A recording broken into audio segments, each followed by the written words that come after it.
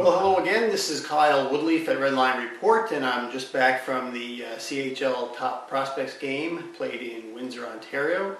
And I just wanted to talk a little bit about what transpired in that game. Because of the nature of the game, it's more of an exhibition game than a real game. So you do have the 40 top prospects, as judged by a lot of NHL scouts around the league, competing in a very competitive atmosphere, and it's good to evaluate certain things in players, but you can't take too much away from it because of the nature of it being an exhibition game. Having said that, I will say that this is one of the most competitive and highly paced of the CHL Top Prospects games that I have seen in the last 12 years.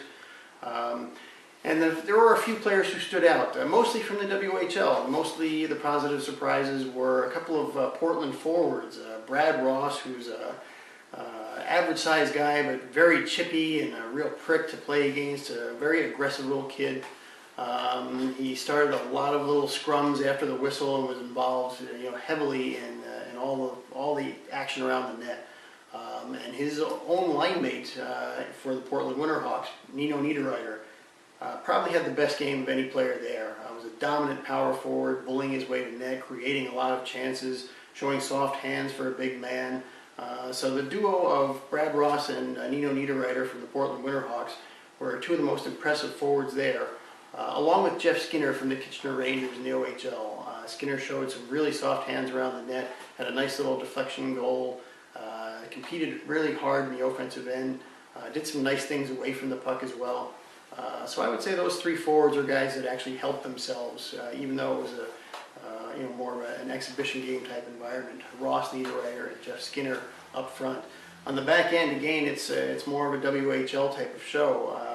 The two guys who I thought were positive surprises and did really well for themselves were Dylan McElrath, the huge forward, huge defenseman from Moose Jaw. He's a kid who has made his reputation as a tremendous fighter and one of the toughest natural policemen in this year's draft, probably the best fighter, pure fighter in this year's draft. He had a really good scrap with another WHL kid, Alex Petrovic, and wound up doing a pretty good number on Petrovic. But McElrath also showed that he has enough foot speed to stick with the smaller, speedier, more skilled forwards. Didn't get beat one-on-one.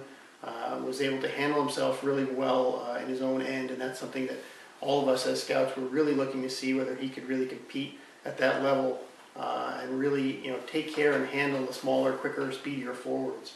And Petrovic from Red Deer, despite losing the fight to McElrath, also was one of the defensemen who really stood up and showed some more game than we thought he had at Redline Report.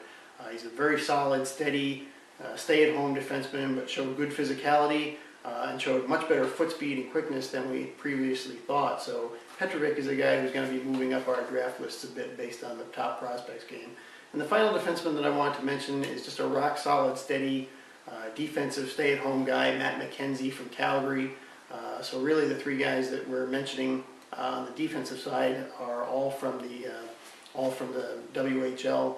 McKenzie is not a flashy guy, but just really hits hard, plays a physical game, moves the puck efficiently out of his own end. And the only goaltender that I really wanted to mention was Mark Vicentine from the Niagara club in the OHL.